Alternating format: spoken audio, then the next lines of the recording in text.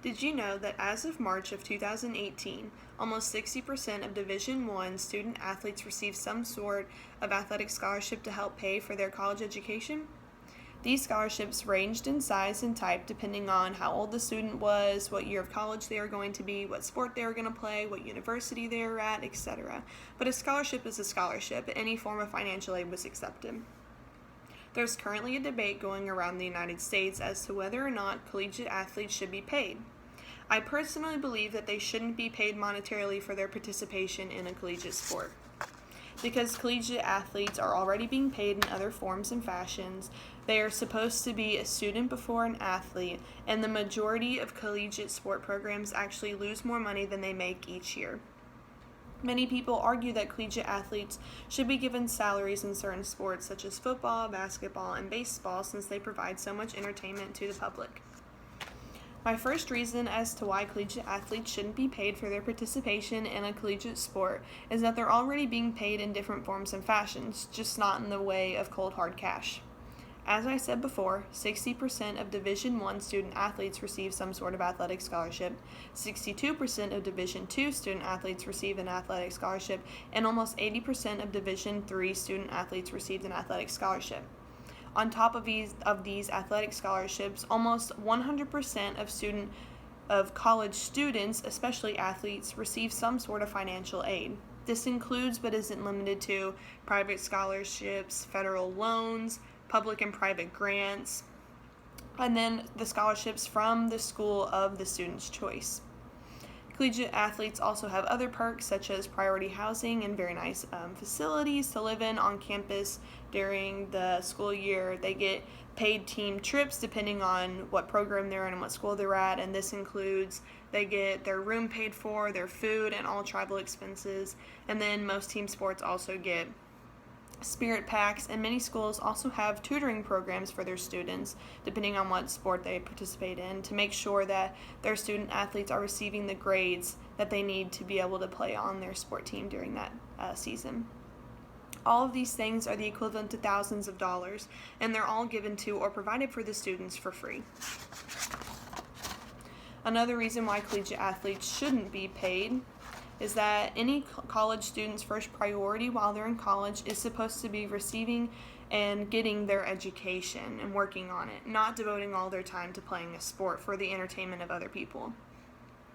Paying collegiate athletes would encourage them to spend the majority of their time playing or practicing a sport of their choice, and it would pull them and their focus away from what's really important, their education.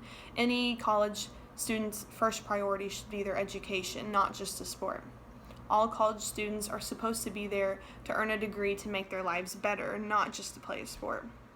What are they going to do after they can't play football or basketball or softball or soccer anymore? They need to have a degree in order to make it easier for them to get a job. If they go to college and all they do is play sports and not earn their degree, it's going to be much harder for them to find a job after they're done playing their sport. The public also thinks that collegiate athletes should be paid because their games and TV viewings generate so much money. But contrary to people's beliefs, college athletic programs usually don't make a lot of money. Many collegiate sport programs actually spend more each year than they generate, so paying their athletes for certain sports just wouldn't be feasible. The NCAA tells us that most athletic programs actually spend more each year than they generate, costing the schools a lot of money. In 2014, only 18% of Division I schools with a varsity football program actually made more money than they spent. The schools that don't generate more money than they spend include schools such as U of L, UK, Tennessee, very popular schools that you would think earn more money than they make, but they actually don't. Knowing this, we can see that the funds to pay collegiate athletes just aren't available. To be able to pay their athletes, the money would have to come from private donors. And when you bring private donors into the situation, things just get unfair. Certain athletes would be paid more depending on what college they go to, what sport they play. And that's kind of how it is with scholarships, but when you have a private donor involved, they would be able to pay more money than a college would be able to provide. And they could influence the athlete's mind on and off the court.